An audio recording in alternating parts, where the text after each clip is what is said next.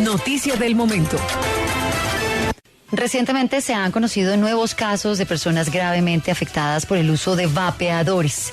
Y hoy a Contrarreloj vamos a hablar con un experto que nos va a volver a explicar, porque de este tema ya habíamos conversado, Paula. Habíamos conversado también con expertos, hemos hecho el llamado de atención. En su momento el llamado de atención llegaba desde Estados Unidos, donde se advertía de una crisis por el tema de los vapeadores en la gente más jovencita. Y digamos que no hay diferencias con lo que está pasando en un país como el nuestro. Así que con nuestro experto que nos va a explicar justamente las consecuencias para la salud que tiene la utilización de estos cigarrillos electrónicos, conversamos a esta hora y lo presentamos en Contrarreloj. Paula, buenas tardes. Rochi, muy buenas tardes, y pues a esa información, Rochi, le agrego que no quedó incluido el impuesto ni la regulación para este tipo de vapeadores ni cigarrillos electrónicos dentro de la reforma tributaria, así que todavía queda en vilo la regulación de este tipo de productos.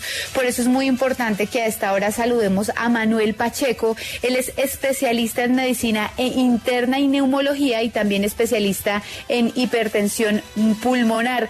Doctor Pacheco, gracias por estar con nosotros en la W Radio. Muchas gracias, Paula, por la invitación. Saludo a todo el equipo de trabajo y a las personas que nos acompañan esta tarde.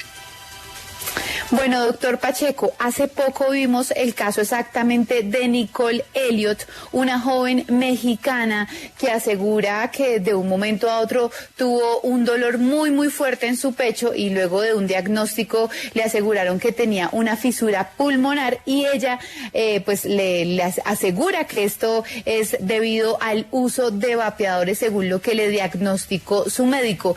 ¿Esto es posible, doctor, que suceda por el hecho de solo fumar vapeadores, que como lo decíamos es un producto que está súper de moda en el país y en el mundo? Bueno, inicialmente asegurar que a veces un caso único pues es muy difícil extrapolarlo, pero cuando empezamos a mirar grandes series que ya se empiezan a construir sobre los efectos peligrosos de estas sustancias, sí empezamos a encontrar que producen daño pulmonar. El daño pulmonar que producen en los vapeadores, cada vez hay más evidencia que es similar al daño pulmonar que se produce por el cigarrillo de combustión normal. Entonces es importante entender de que estas sustancias sí producen daño y estas sustancias sí pueden afectar el pulmón, produciendo desde inflamaciones. Hay una forma especial que es una neumonía inflamatoria, no es la típica neumonía que uno conoce por una bacteria o por una infección, sino por la propia inflamación. Inclusive antes de la pandemia del coronavirus ya habían reportes en Estados Unidos de lesiones pulmonares graves inducidas por las sustancias que se introducen en estos líquidos de vapeo, que llegó a muchas personas inclusive a cuidados intensivos y lamentablemente a la muerte por exponerse a estos elementos. Doctor, muchos padres de familia ven que su hijo anda por ahí con un aparatico que no saben si es un vapeador, si es un cigarrillo electrónico. Por favor, explíquenos de manera clara para todos nuestros oyentes cuál es la diferencia entre cigarrillo tradicional, tabaco tradicional, vapeador y cigarrillo electrónico. Bueno, digamos que la gran diferencia está entre el producto de cómo se consume la nicotina y las otras sustancias que vienen incluidas en cualquiera de estos. El cigarrillo normal que todos conocemos de combustión quema ese elemento y lo lleva a unas temperaturas muy altas. Estos dispositivos de vapeo o los otros, digamos que se consideran que calientan una sustancia y por eso no se produce humo, sino vapor. Pero finalmente este elemento que uno lo pone como a pensar si son diferentes, cuando miramos las sustancias encontramos que hay una gran parte de coincidencia en los mismos componentes químicos. Así que al final esos componentes químicos, sea en forma de humo porque se quemó o en forma de vapor porque solo lo calentó, finalmente al entrar al contacto con mi pulmón, con mi organismo, van a desarrollar enfermedad. El pulmón no está diseñado para ser expuesto a vapores, humos o químicos.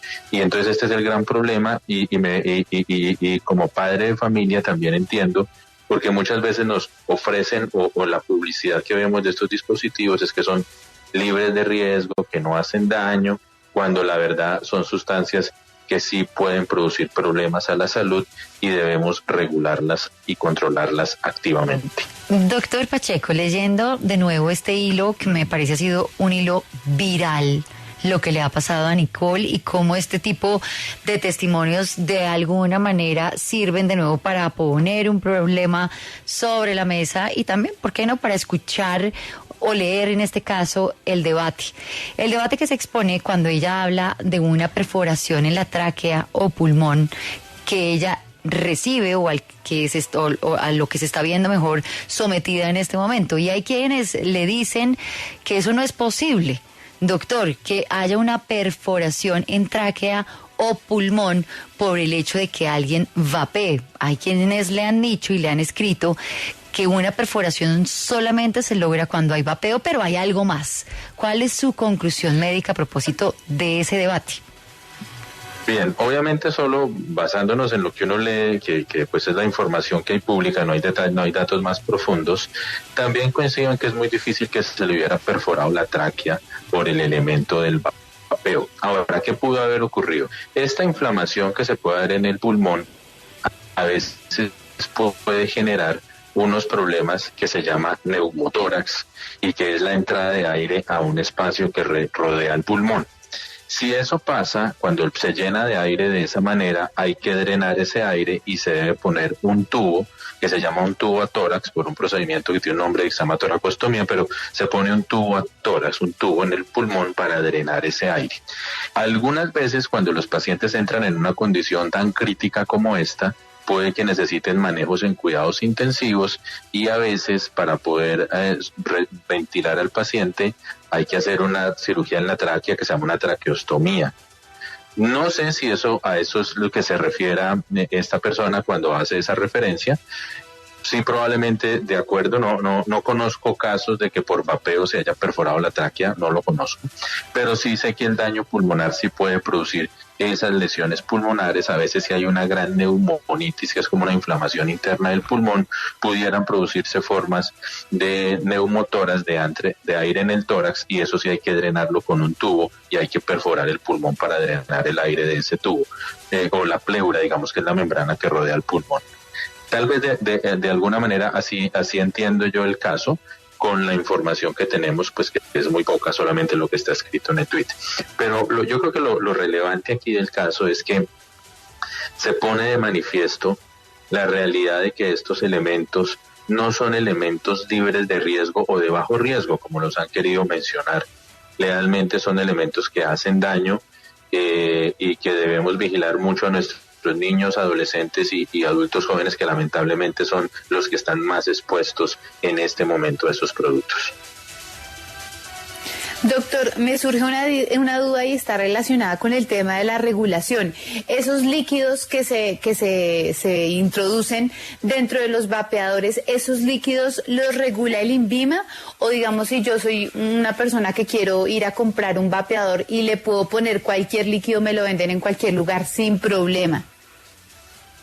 Lamentable y tristemente te lo venden en cualquier lugar sin problema. En este momento no tenemos una regulación clara en Colombia sobre qué puede aceptarse, qué no puede aceptarse y cómo regularlo. Se han hecho varios intentos en el Senado de la República que lamentablemente han fracasado.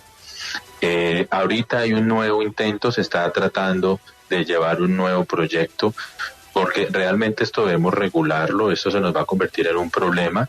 Yo les comento unas estadísticas rápidas. Salió hace creo que un mes un reporte en Estados Unidos: 2.9 millones de adolescentes y jóvenes son consumidores nuevos de esto. O sea, prácticamente se ha creado una nueva generación de consumidores que no existían y no necesitaban hacerlo porque no fumaban. Y en Colombia tenemos datos que hemos trabajado de la Asociación Colombiana de Neumología y desde la Asociación Colombiana de Medicina Interna, y sabemos por encuesta nacional de consumo que hay regiones donde podemos estar hablando hasta el 10.9% de usuarios. O sea, estamos viendo un uso creciente, no hay una regulación clara y necesitamos regular esto, porque hacia futuro Colombia se va a ver en un problema muy grave de enfermos por vapeo. Sí, pero y doctor Pacheco, ahí rápidamente, la pregunta sobre el tema del INVIMA, ¿esos líquidos ingresan, digamos, como un celular más al país o tienen un registro para consumo? De lo que te puedo decir, no sé si haya otra explicación, pero ellos no entran como un producto regulado, eso entra como productos de consumo, pero no tiene un registro INVIMA, eso no tiene registros INVIMA hasta donde yo sé, entonces el acceso no tiene ninguna regulación, ningún control, inclusive hay dispositivos o hay de esos líquidos que pueden venir abiertos, lo que quiere decir que usted compra lo que quiere en el sitio y además si quiere mezclarle algo, le echa lo que a usted le guste y después se vapea eso. Entonces estamos ante grandes riesgos y no hay una regulación clara ni un control en este momento. Bueno, pues doctor Manuel Pacheco, especialista en medicina interna y neumología, muchas gracias por estar con nosotros en Contrarreloj. Bueno, muchas gracias a ustedes por la invitación y para finalizar una cosa, entiendo que se generó un proyecto nuevo para hablar de impuestos al vapeo y al cigarrillo, está apenas iniciando su camino, esperemos que pueda tener un eco importante porque sí necesitamos regular estos elementos y también deben ser sometidos a una regla fiscal importante. Gracias a todos.